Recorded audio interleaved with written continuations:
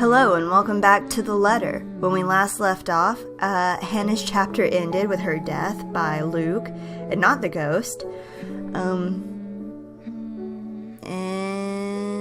let's see, anything else interesting? It's been a while, sorry guys. No. I did end up going through and unlocking all the different epilogues, and have further expanded my theories onto the ghost and the general storyline.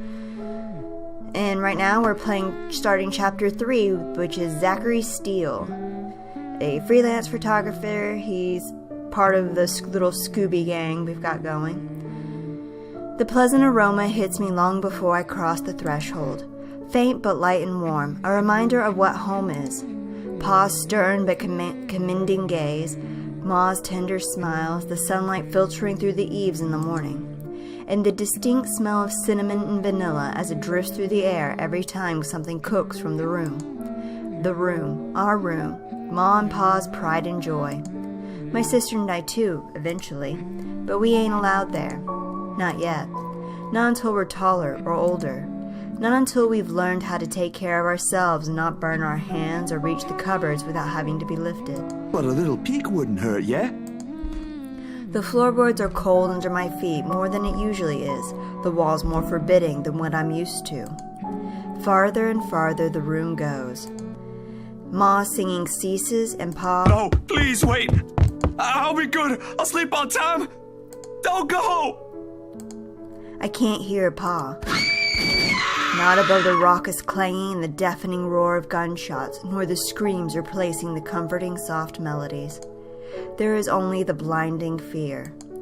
When my foot slips, the Red Sea that catches me is bitter and frigid, but the blood that drips in my hand is warm, warm, warm.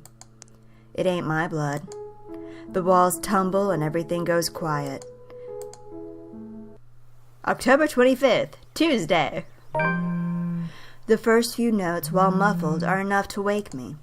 It takes a few moments for everything to fall into place, for my eyes to adjust to the light streaming into the room. I'm pointing this out, he has the narrowest goddamn apartment. Like, you'll see the window here and a window here, and you saw the birds? Like, 3 seconds later, poof, they're there. It's like, such a tiny-ass apartment. I mean, it's not even that it's tiny, it's narrow, and it's freestanding, apparently. Just weird. Despite the pleasant chill the AC brings, my shirt is clinging tightly to me and my blanket a tangled mess around my throat. It's one of those nights again when sleep passes like a blink and is plagued with vague, fuzzy thoughts. I lift a hand to rub away the drowsiness from my eyes, although it does little to relieve the gritty, burning sensation from my eyelids. Outside, the sun has yet to peek over the horizon, but night has already given way to the cool morning light, washing everything in subtle gray hues. At this hour, the entire city remains unstirring. Ordinarily, waking up before my own alarm means abusing the snooze button, twice or thrice, just to catch those precious few extra minutes of sleep. But the persistent ringing makes it impossible now. This better be good. Groggily, I scramble for the bag sitting at the foot of the bed. The ringing still hasn't stopped even as I fish the phone out, and Ash's name flashes brightly on the screen when I turn it on. Must be pretty urgent if he hasn't dropped the call yet. Where are you? Ashton, it's 6. 6 in the morning. Sun hasn't even risen. Hell, my brain ain't even awake yet. What do you need? Get your ass here, pronto. Here? Hold on. Can't this wait until I'm actually awake? No, Rebecca's not. His voice hitches and I fail to catch the last of what he's saying over the sudden racket on the other side of the line. When the noise dies down, however, he does not continue. The abrupt change in his tone, the unexpected hesitance to speak, puts me on the edge, and a different kind of anxiety clings to me. Something's wrong. Here is where, Ash? Ermengarde Memorial Hospital. ER. Becca's already there. I need to be off somewhere. You'll notice it's called the Ermengarde Memorial Hospital because might recognize the name as the Ermengarde Mansion, because apparently they became famous or well-loved because they did all sorts of community shit, like the hospital and I believe the cathedral, chapel, whatever it is. Church. Just get there. Please. He drops the call before I can ask more. Maybe it's just me or my sleep-addled brain, but in that short moment he sounds almost as if he's pleading. The thought alone does not ease the lump of dread gripping my insides already heavy with fear. But despite the questions currently swimming inside my head, I waste no time in getting dressed, the rest of the day's plans and scheduled meetings effectively forgotten. Whatever lies ahead, I hope this ain't one of those times when my intuition is right. The scent of hospitals never did grow on me. They're too fresh, too medicinal, too sterile, and I'm going to go down the more morbid train of thought. I'd say the air smells a little like blood and death if one pays closer attention. It's not entirely terrible in itself, just that the scent alone is enough to bring about old memories, mostly unpleasant. I'm not saying the recent birth of my niece is one, of course. That has been a good milestone for both me and my sister's family. It's simply unfortunate that the disinfectant has to be everywhere for something anyone wants to commit to memory. Did Isabella ever feel this way when she visits her father? The same odor assaults my senses as I make my way through the corridors in search of the emergency room. Recently renovated, according to one of the guards I asked for directions. Considering how long the place has been around, I'm not surprised they already made plans to modernize. Gotta keep up with the times, they say, especially for a place where lives are saved. I don't have time to admire the new work, though. Soon, the person I'm searching for comes into view. Rebecca's sitting still on one of the few benches lining the wall, her head bowed and her shoulders rising and falling in a slow rhythm with her breathing. A pile of papers and various other personal effects have been arranged neatly beside her. And is that blood on those? Yeah, Zach, I'm pretty sure that's blood. I try to ignore the foreboding feeling it sends me as I reach for her and shake her awake. Rebecca, I'm here. Wake up. She opens her eyes at the second tap along with a small yawn of her own. In the hospital's bright lighting, the dark circles under her eyes are more noticeable. Her voice is still rough with sleep when she greets me. Zach, did Ash call you in? Pretty much. Woke me up, actually. Said it was urgent. What happened? He didn't tell you? Of course he didn't. Not really. He just said I needed to be here. Ash's biggest problem is that he never gives any details about what's going on. He's just like, don't do it. Go here. Go there. No, I'm not going to tell you why. Not like you need to know. Christ. Is everything all right? It sounded pretty urgent when he called. The way that guy phrased it, I thought for sure you had gotten into an accident or something. Rebecca shifts in her chair, smooths a hand over her face, and lets out a sigh weighted enough with fatigue as she does so. I'm sorry, Zachary. It's just been a long night. I don't really know how I'm supposed to break this to you. Ashton should be the one doing this, but... The guy's busy again. No worries. You could tell me anything. No, it's Isabella. I'm afraid I can't quite follow, ma'am. You weren't entirely wrong. But it wasn't me, obviously. Last night, she got into an accident. A car accident. She was hurt pretty bad and they had to rush her here. A lump has suddenly lodged itself into my throat, making it difficult to get the next words out. How bad exactly are we talking about here, Rebecca? Critical. But I don't know. I didn't see her myself. When I came here, she was already in the ER. Has been since last night. The doctors haven't said anything since then. And Ash? He's looking into the crash. He hasn't called again, but he promised to keep us updated. Yeah, right. Another heavy sigh comes out of her. Abruptly, she stands and starts pacing, her trembling fingers laced tightly together in front of her. She continues for a good minute, treading the hall in short, uneven steps before stopping and pressing both of her palms over her eyes. As if that alone will be enough to stave off her exhaustion. I called her out, you know? I promised I'll treat her to dinner if she gets out of her room. I was only hoping it would cheer her up after the news. The one about her co-worker yesterday. And now, I should have just kept my mouth shut. If I did, then maybe she'd still be. Fun fact, if you had declined Rebecca's invitation, that would have been Isabella's dead ending. Hey, don't blame yourself. You had no idea this would happen. An accident is an accident. If there's someone you should hold responsible for this, it's that ass who ran her over. Ash will find that guy, don't worry. No, he won't. I wish it were that easy. God, it's one after another, Zachary. And no one will tell me anything. I came in here asking for her, and all they said was, "She's in critical condition, ma'am." Well, to be fair, you're not her family. And Rebecca was listed as Isabella's emergency contact. I'm not sure how strong a case that is when it comes to, like, HIPAA laws or whatever England's alternative to HIPAA laws is.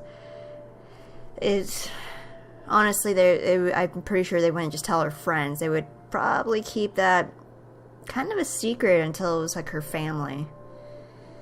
Maybe give her some general news, but no details. Like, I don't know. What are we supposed to do? I want to do something. I need to do something. But I can't. Not when she's still in there. Still fighting for her life. I wish I can give her the answer she wants to hear right now. But that has always been the hardest part in circumstances like this. Always out of our control, always out of our hands. The least I can say to her right now is... Let's see, gotta refresh myself on what my choices are going to be. Perhaps it just hasn't sunk in yet. Or it's my own uneasiness over what's happening. But what comes out of my mouth next is one thing I soon come to regret the second it's in the open. We can't really do anything about it right now. She stares, glares if we're looking for the right word at me, and like this, it doesn't require too much imagination to see the teacher in her. All of a sudden, I'm 12 again, getting a reprimand for slacking off or not paying attention or doing something else in class. There must be something, Zachary. We can't just... Yet the way her voice falters tells a different kind of story. Rebecca's sharp, she knows. The moment she got here, she knows how much this whole thing teeters dangerously on the side of futile. Look, Rebecca, I get you. I get how bad everything looks. I get how frustrated you are over this. But as much as I want to be useful, there's only a handful we can do right now. And if there's one thing situations like this has taught me, I think it's best to prepare for the worst. I don't want to go there. Not yet. I'm not saying we should. It's too early. I'd like to believe she'll make it through despite the odds, but these are pretty high odds. And you know what they say? The less you cling to it, the easier it'll be to accept. If she's just in case. We let the silence fall and the words hang between us. Because the truth in those feels... Okay, I said that wrong. Because the truth in those feels more tangible than what little hope we're both clinging to. Those feels, man. Somewhere, far off the hall, I can almost hear the faint beeping of machines. Which one is Isabella's, I wonder? How is she doing? How long are we supposed to wait? Will she pull through? But it's always the waiting, ain't it? More than the fretting, it's always the long, excruciating hours that follows, blurring everything in between and slowing it down. By the point we've both drank through our third cup of coffee, we've already lost track of the seconds, the minutes we've spent sitting here. There's no idle chatter between us, only companionship and what little support we could give each other. Which is not much, considering how long the two of us have known each other. Better for Ash to be here instead of me, or Isabella if only she didn't have a different battle to fight right now. Then again, we won't be here if she ain't. When a door finally creaks open and a voice calls for us, none of the world shifts back into focus the way I'm expecting it would. It's Rebecca who handles it with much patience and tact while I sit on the sides. It is her who faces the nurse, who listens to him, who nods and wordlessly follows when he gestures for us to do so, all in spite of the weariness beating down on her. A different kind of burden now, after that talk. I'm almost too afraid to ask. She'd love this room. The moment the nurse opens the door and the soft late morning sunlight greets us from the sole window, I know she would. It might be a little inappropriate to think about now, but if she's well, Isabella will say the same thing. She has, after all, always favored the sun. Reminds her a little of home, she said. It reminds me a little of her, too, to be frank. In the background, the heart monitor blips faintly in a steady rhythm. She's not an easy sight to see, covered in bandages, a thick cast on her leg and neck, with all those wires and tubes attached to her. She looks nothing but frail like this. And still. Too still. She's never still, and yet here she is, her breathing too quiet for comfort, even as the ventilator pumps oxygen into her. They have to keep monitoring her. But she's okay now? We'll just have to wait? Not exactly. She isn't out of the woods yet. But alive, right? I mean, she's here. Even with all this stuff attached to her, she's gonna be fine, yeah? She lets out a breath, probably the 13th one since I joined her here, and flops unceremoniously on a nearby chair. Carefully, she reaches up and gives Isabella a bandaged hand a light squeeze. I'm not sure if that's meant to be an encouragement for the patient or her. But for all her hesitance, I'm glad it's Rebecca who has to break whatever this news is. If this is Ashton, he'd drop that without any sort of preamble. For a detective looking to get answers, it works. For people waiting on the edge, it doesn't always. I don't know. I honestly don't know anymore. The doctors, they had to put her in an induced coma. They had to after the seizures. It wasn't looking good. Something about the trauma and the head injury from the accident did that. Or the ghost. Actually, it's something we didn't get to see in Hannah's chapter, but if you kind of go for her good ending, the ghost starts like making her have seizures and affecting her health. I know I should have listened better. I'm sorry, Zachary. Half of it didn't even sink in. All I understood was she's on life support now, but they aren't expecting her to make it. Her chances aren't good from the start. I know I said we should prepare for the worst, but that's still... Someone has got to tell them they can't just... I did, all right? Already did. I told them to get their asses together. Even made a promise to try. But you mentioned they still have to monitor her. That means they haven't given up on her, right? They haven't. I insisted. But with how things are, they said she might never wake up. And if she ever does, she might not be the same anymore. I don't know. I'm not a doctor. I was angry when I told them that, and it just came out of my mouth. Maybe they're right.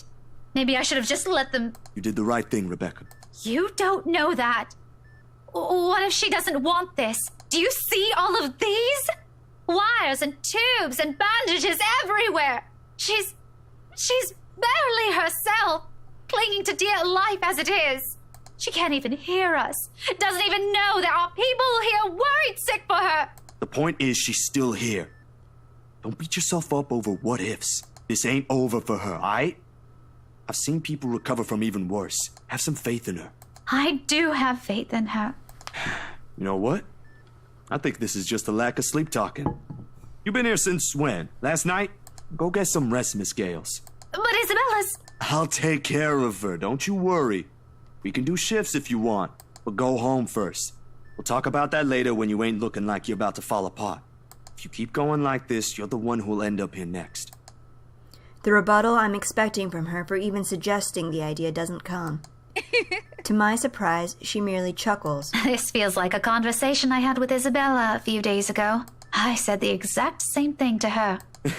Then maybe it's a sign you should rest. Let me take over from now. Maybe. But I'll keep that in mind. Are you sure you'll be fine alone? I'll come back this evening. So if you need anything picked up, I can get it for you. Nah, no problem on that front. Besides, if I do need something, my apartment's just a few blocks away. Skipping a hop, that's all I need. Focus on getting some sleep. Let me take care of this for a few hours. Do it for everyone's sake, Will do. Thanks, Zachary. If something changes with her, promise me you'll call. You'll be the first one to know, ma'am. Well, if it comes to that. I hope the news I bring will be better than the one we got this morning. Crazy thing having to wake up to this. I hope so too. I'll see you later. Rebecca manages a weak smile before turning and heading out of the room. But when the door clicks shut behind her, it does so with little finality, whatever. Like saying this won't be the last, that our stay here won't be as brief as we're all hoping. Beside me, the beeping from the machines remains unceasing. The distant, familiar scent pervading the room persists as it wraps itself into the room's only occupants. Another, altogether, a different memory burns itself in my mind. I swear I need to get new glasses. Or new eyes. There's something personal in the melody slowly threading itself into my consciousness. A hum, pleasant in every note, lingers in the air and carries with every shift. It reminds me of our room, of a little place my sister and I once called home, and of a promise we made several springs ago, back when our walls are bare and everything's still foreign and new. The soft rustling wakes me long before I can fully remember. Someone is speaking in the room, in hushed whispers, muttering words like a secret not meant for my ears to hear. This is stupid. It takes a little for the recognition to sink in and remind myself where I am. But sure enough, when I shift my gaze up, Ashton's there, leaning casually against the edge of the bed, arms folded across his chest while sporting a pensive expression on his face. I'd say it's close to wistful, but this is Ash. And with the room's lights dimmed down, one really can't tell. Hey, Ash. If my sudden movement surprised him, it only shows in the slight lifting of his eyebrows before he acknowledges me with a small nod. How long have you been here? Just came in a few seconds ago. Oh, sorry. I didn't hear you. Figures. It's not a problem. You probably need to rest anyway. You're the one talking. You look like shit. So I've been told. Seriously. How long have you been up? 18, 20 hours or so? It doesn't matter. I'll get some shut-eye later. Where's Rebecca? I sent her home early, but she'll be back too. Both of us turn just in time to see Rebecca ease the door open and step inside. She's brought a traveling bag with her, and from the way she transfers its load to her other hand, it's heavy enough that with things for maybe 2 or so days' worth of sleeping out. I don't know what to say to that, quite frankly, or if I'm even supposed to question her about it. Ashton no doubt has a remark or two about it, but before any of us could comment, she raises a hand to stop us. It's not mine. 3 words, and they are all telling enough. Just like that, an awkward silence descends in the room. All of a sudden, just the mention of her has become some sort of taboo between us. Funny when she's just lying a few inches away from us. God knows if she's unaware of us. Come on, guys. I know English might not be your first language. But get an editor, please. Even in this quiet, I can hear her laughing. We're making a big deal out of this, she'll say. It isn't anyone's fault, but it's obvious that one way or another, each of us hold our own selves responsible for what happened, however irrational that sounds. Plenty of what-ifs, should-haves, and could-haves going around. It's almost stifling. Always prepared, ain't you? I just packed what she'll be needing for a few days. I figured it'll be easier for me to bring her things since I live next door. Go take a break now, Zachary. I'll stay with her until tomorrow when her aunt gets here. She's flying over from the other side of the country. She had to file a leave to get here as soon as possible. Oh, what a mess all of this is. Don't you have class tomorrow? You sure about that? I can always call for a leave, too. I've got plenty, since I rarely ever use those. Someone has to stay here after... No, I'll take it from here. It's not that his offer is in any way unexpected. It's not even in the way he delivers it.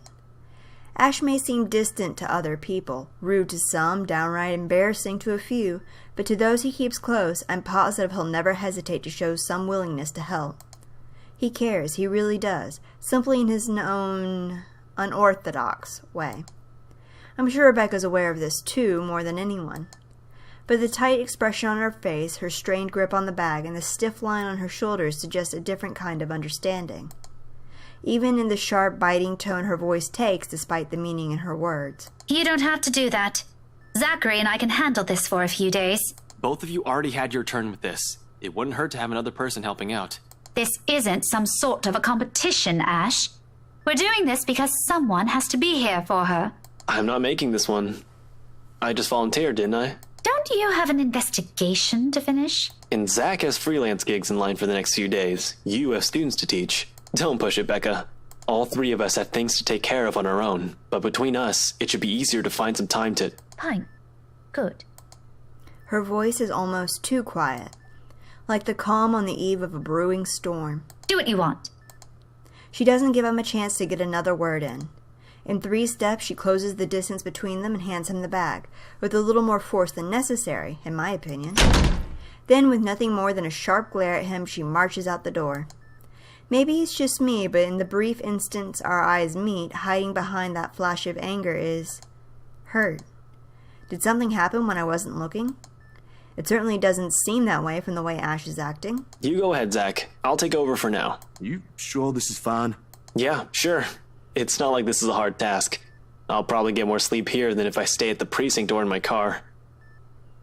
I'll call when something changes with Isabella, if that's what you're concerned about. You ain't worried? About what? I'd say Rebecca, but he doesn't seem to have noticed earlier's exchange. Regardless, I'm not the kind of person who finds joy in prying, and it's certainly none of my business. On top of that, we have Isabella here, bedridden. Rebecca's right. If it's one problem or another, and to be truthful, I kind of want to ask for a little breathing room already. But that ain't how it always goes, ain't it? That sentence makes my brain hurt. This, everything, the accident, I don't know. You tell me. You were there, weren't you? That gives him a pause, his hand stopping short of placing the bag on the table. Judging by the conflicted look on his face, he doesn't know how to respond to that. Yet. About this, I'll figure it out. Don't worry. I'll find out myself who did this and make sure that bastard gets his just desserts. 2 S's, please. He. So you do have an idea who? Vaguely, but nothing conclusive yet. And nothing ever proven, either. He suspects it's Luke, but then he also has a tendency to blame Luke for everything.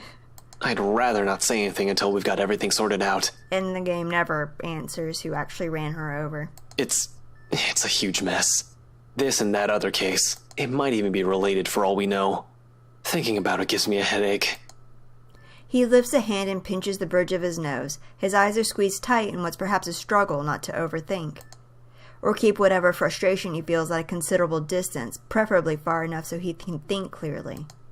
When he's like this, it's better to leave him alone with his thoughts.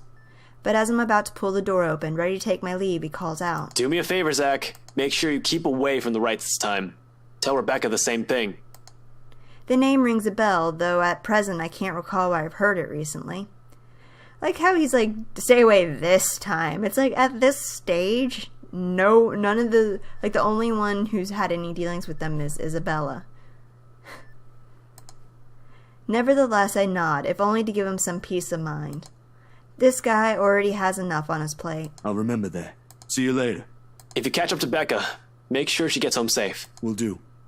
Go get some sleep yourself. I throw him one last look, even though at this point I'm not sure what I'm searching for in his face. Reassurance? Some sort of encouragement or proof that everything will be alright? I don't dare ask anymore. Not when he's doing this, looking forlorn as if he's failed a lot of people. One person in particular. With one last wave, I close the door behind me, leaving wishes of hope and a whole slew of unspoken remorse and concerns in the room.